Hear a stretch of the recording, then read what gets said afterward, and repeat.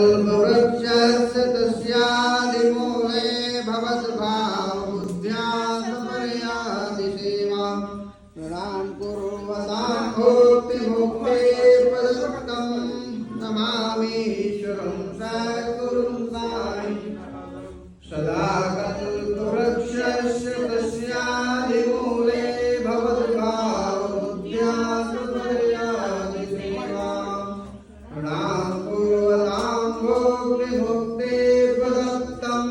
नमामीश्वरं सद्गुरुं साईनाथं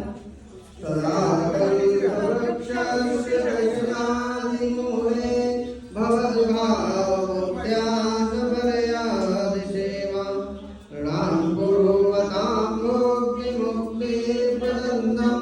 नमामीश्वरं सद्गुरुं साईनाथं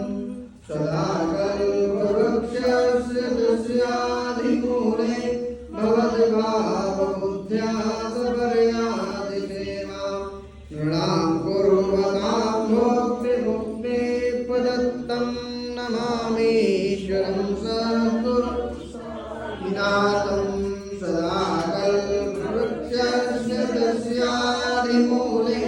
भवद्भावबुद्ध्या सपर्यादिसेवा नृणां कुर्वतां